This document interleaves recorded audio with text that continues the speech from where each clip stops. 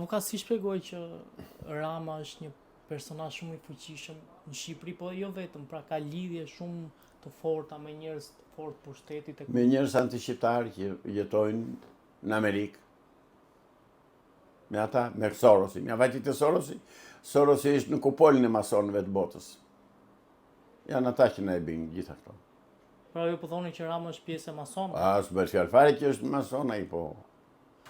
Nuk merr dot pushtet, jo në Shqipëri, po në asnjë vend të botës nuk merr dot pushtet pa hedhur firmën te masonët.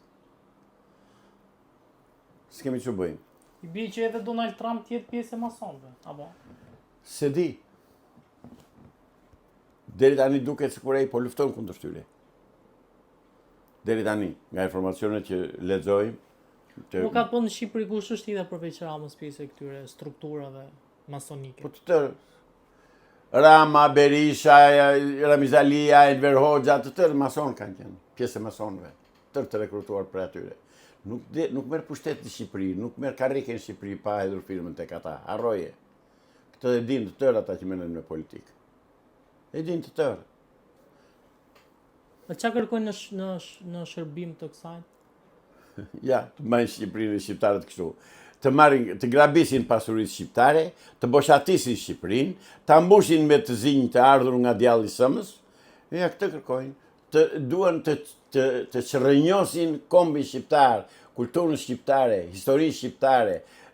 Merre shikoni librat. Nuk shkruhet në librat shqiptare historia e shqiptarëve. Nuk shkruhet në librat e shkollës. Merre lexojini. 5 fjalë të thata kanë për çdo ngjarje historike që duhet të kishte volume të tëra historia shqiptare që do mësojnë në shkollë. Nuk i bëjnë. Ne pra që ta çfarosësh një popull, hiqi librat, hiqi të kaluarën. Mos i mëso brezat me historinë e të parëve të tyre dhe pas 3-4 brezash ata kanë harruar se që janë. Avokat është thënë shpesh që pritet arrestimi i Ramës, pritet arrestimi i kryeministit Rama. Kush e ka në dorë avokat që të ndodhë një gjë e tillë? Kush e ka në dorë ai Altin Domani. I ka të tëra dokumentet ja kanë çuar. Ai Dahajno e çoi të plot dosjen e korrupsionit në Shtetet e Bashkuara të Amerikës. E kanë amerikanët. E kanë. E ka ambasada amerikane. Pse nuk po e bëjnë unë këtë pyetje po bëj, si kundër më dëgjove deri tani. Këtë pyetje po bëj. Pse nuk zbatohet ligji? Pra, kemi një pushtet që i bindet ligjeve, apo kemi një diktatur që bën çfarë do qefi një sharlatani si Edi Rama? Kjo është. Ai opozit përballë s'ka, sepse janë bashkë që të dy, bolshevikët shqiptar, edhe ndaj nuk bëhen arrestimet. Se di. Pra dosja është dërguar. Dosja ka vajtur në Amerikë. Dosja ka vajtur, është e plot. Se dim shpresin. Unë flasë për ato gjëra që kam informacion dhe që i vërtetoj kur i them. Ndërsa, se çfarë ka bërë Spaku, si ka bërë, çfarë ka zbuluar, çfarë ka mbetur pa zbuluar, ku janë parat e tyre, u kanë sekuestruar apo jo, i kanë gjetur në për bankat në përbota apo jo, etjera, këto s'kam si di unë i din ata. Avokat, çfarë do zbuloj nëse Spak vendos që sekuestroj të 140 telefonët e deputetëve? Çfarë do zbulohet? Të gjitha pistollqet që kanë bërë, të gjitha, jo të gjitha, se ata pjesën më të madhe se mësuan, e panë që dole nëpërmjet këtyre hetimeve që u bën dhe informacioneve të ardhura nga jashtë, kur e panë që çdo lloj telefonate dhe çdo lloj kompanie i përgjoheshin telefonat, tani pjesën më të madhe të punëve i binë me korrier, me dorë, pa folur në telefon. Dhe jo të tëra do të zbulohen. Megjithatë, kjo varet nga ata që kanë mundësi në dorë, të gjykojnë, të hetojnë, të kontrollojnë, se di.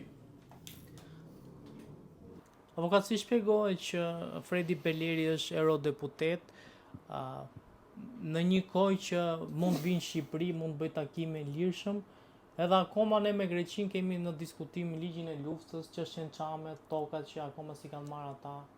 Se kërkon qeveria shqiptare asnjë. Qeveria shqiptare është në dispozicion të atyre. Qeveria shqiptare është në dispozicion të grekëve. 100%.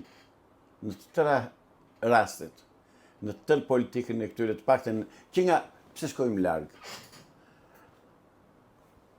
Marrëdhëniet diplomatike të Shqipërisë me Greqinë u rivendosën ose u vendosën në vitin 1974 kur në pushtet në Greqi ishte junta e kolonelëve.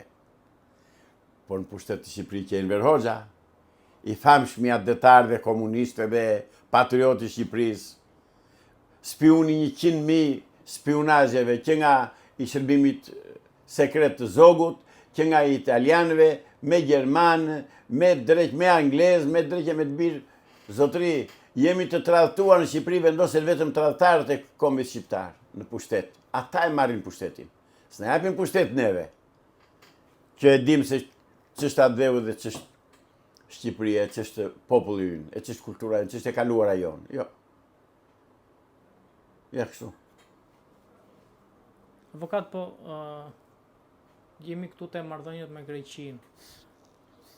A duen pari dhe njërë këto marrëdhënie dhe Kush i shikoi? Çfarë do ndodh me detin që e kemi akoma në diskutim?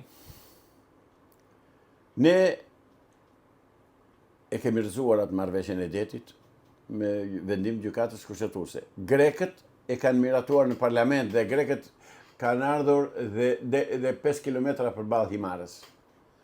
Qeveria shqiptare ku është? Pse nuk ngrihet?